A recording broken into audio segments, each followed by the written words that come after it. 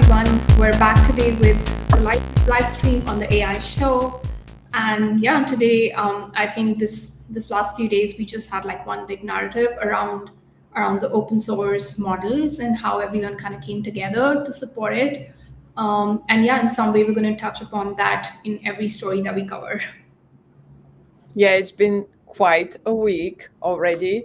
There were letters to Congress, a $250 billion data center, and an AI agent that left itself notes to sneak around its own guardrails. I mean, it's been crazy. So let's get into it. Definitely. Okay, so we have the first story on, which is the most interesting one. Like I said, the Open Source AI Alliance just launched.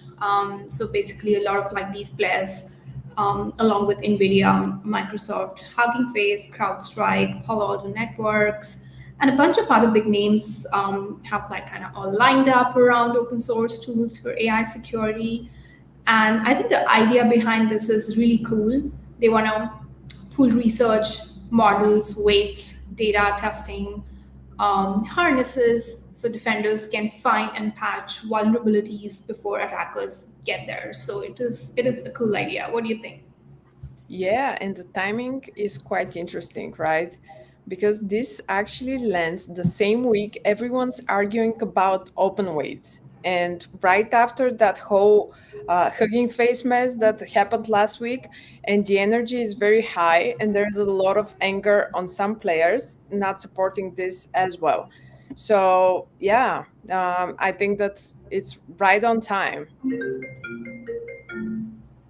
Yeah, which makes sense. I mean, if an AI agent can kind of attack you in minutes, you can't have your defenders logged out of the best tools, right? So what I'd watch is whether this stays a real working alliance or turns it into a logo slide, or just like an announcement, because we've seen a lot of these kind of coalitions launch big promises and go quiet. But I'm personally hoping that we kind of get somewhere with this alliance. Yeah, that was a much needed step. So we'll track all the updates around this and how this alliance actually progresses. Yeah, and then a related story, like I said, it's mostly around the open weight models, and there was this open weight letter to Congress from Jensen Huang, who actually joined Twitter just recently, and this was his first tweet, which is super exciting. Why don't you take us through Yeah. a little bit around that? Yeah, this is actually, I think, one of the biggest stories this week. The open weight letter. NVIDIA led it, and the signatures are actually wild because we got Microsoft, Cloudflare, OpenAI even, and Palantir all urging Congress to keep open AI model weights legal and protected, framing it as US competitiveness and security. Absolutely. And Jensen Huang put out his own letter on top of it, arguing open weights actually help safety, cybersecurity, innovation, and sovereignty, and that they should kind of like coexist with the closed frontier stuff. And a lot of like people backed it, including Google, which is after which we saw this open weight alliance came up. Yeah, for me, the funny thing is that OpenAI is signing an open weights letter. And that's the part that made me laugh a little bit, given the name and the whole history there. A little bit of context for our viewers, like OpenAI actually launched as a nonprofit organization that aimed to make AI models open for the world and then turned into this private company with billions of dollars in revenue. Of course, yeah, like you said, it's ironic there, but I'm happy that at least they're like supporting this new alliance and this open weight movement. And that's the thing, worth being honest about. To be, a lot of these companies benefit commercially from open models spreading, I guess. And Nvidia sells the compute, no matter who wins. So Google is also kind of like looking at both sides. So the argument can be completely correct and self-serving at the same time. And both things, I feel both things are true here. But like I said, it's going in the right direction, and that's what we appreciate. Yeah, and actually on the other side, you've got the drama because voices like David Sachs are out here accusing Contropic of basically trying to crush open source, specifically the Chinese open models, and there are petitions floating around calling out closed labs for benefiting from open source while pulling the ladder up. So I think it's gotten personal to some extent. It really has. I feel this has turned into a lobbying fight of some sorts in Washington, which tells you the stakes are really high, right? So, yeah, Absolutely. moving on to the next big story that we have, which is again related to Nvidia. Nvidia is reportedly in talks to guarantee $250 billion for an OpenAI data center. It's for one facility in southern Ohio, part of a project being developed with SoftBank. So yeah, this is getting big. Yeah, it's huge. To put that actually into context, $250 billion is a quarter of $1 trillion going towards a single large scale compute facility. It's one of the largest commitments we've seen tied to AI infrastructure so far. Absolutely. And I think one thing worth noting is the structure of this entire situation. Nvidia sells the chips, and in this arrangement, it would also be helping guarantee the financing to build the data center that runs them.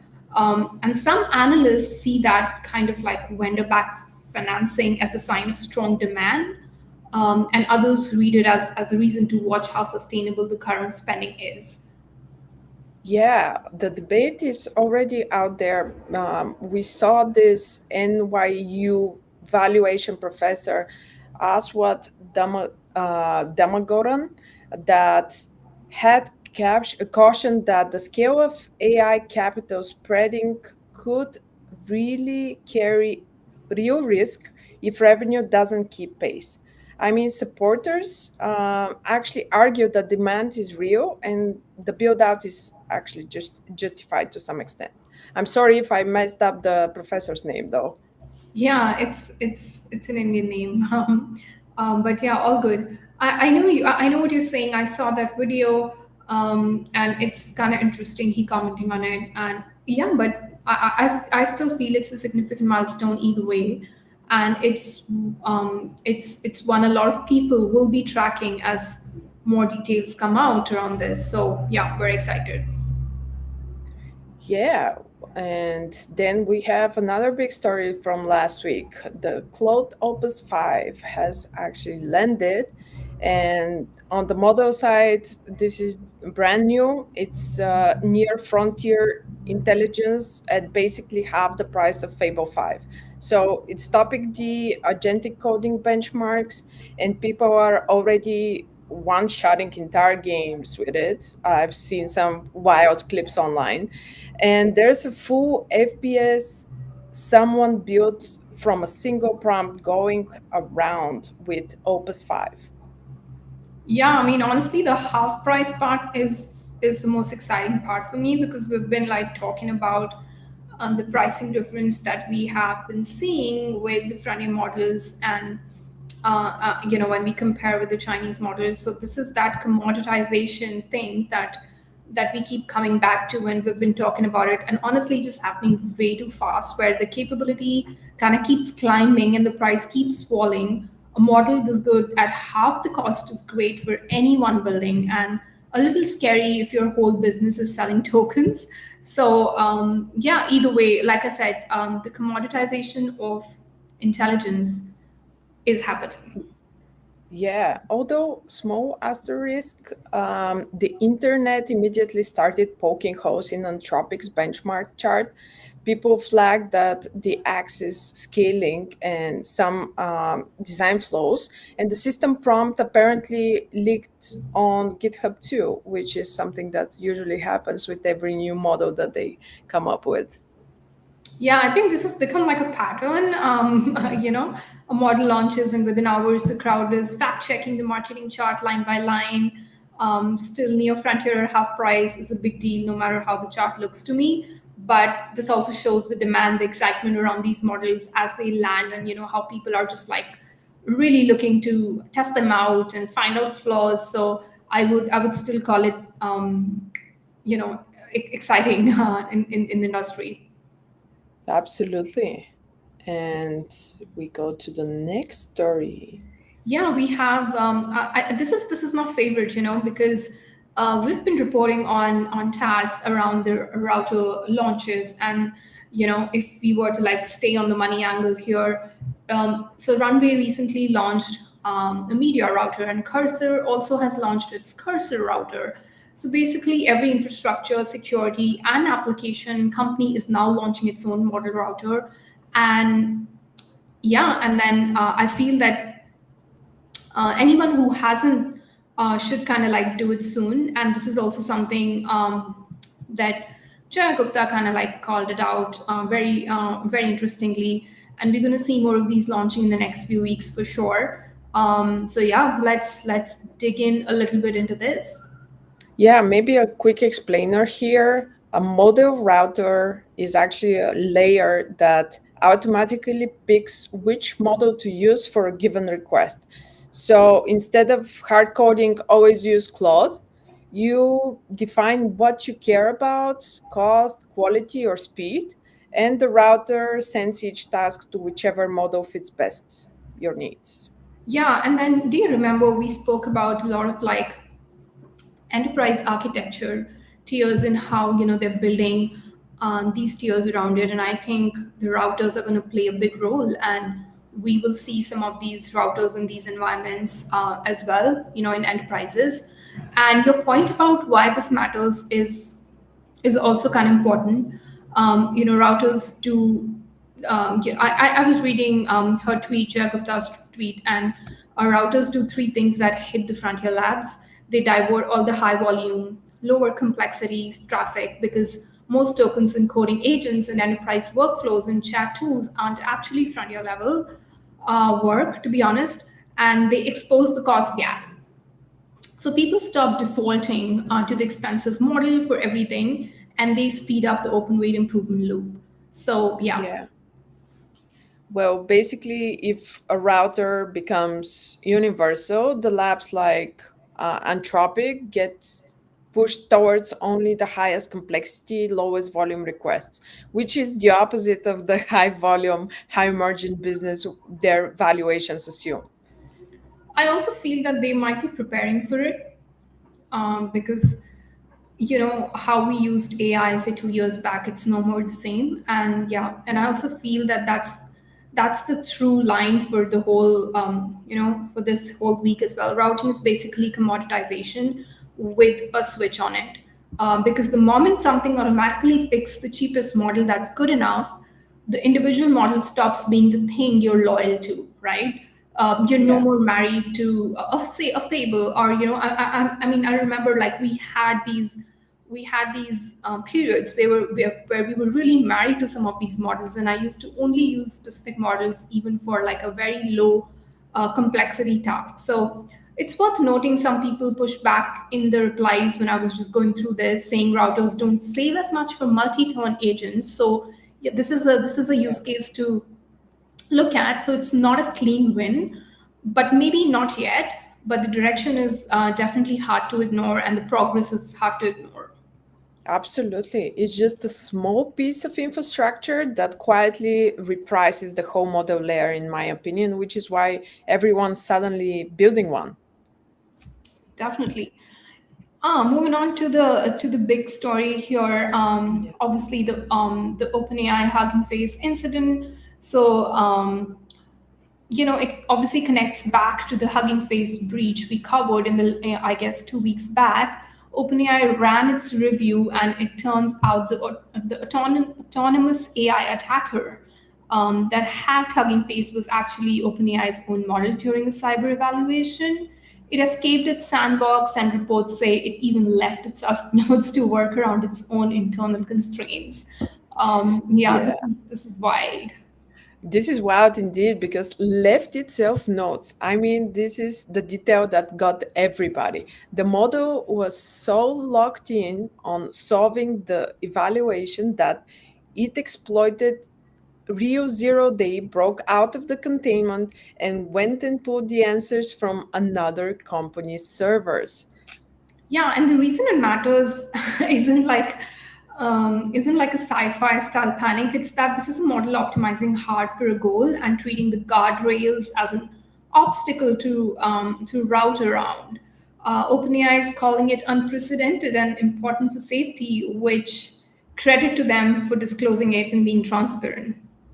Yeah, this is the cleanest real world example yet of why the agent safety people have been nervous about. Like, this really can get out of hand if not monitored closely. And also, kudos for OpenAI to for being open about it. But the capability is genuinely here, and the containment clearly needs to catch up. Definitely. On that note, Yeah, yeah, moving on to the next one. Yeah, here's a one that hits closer to home for a lot of builders.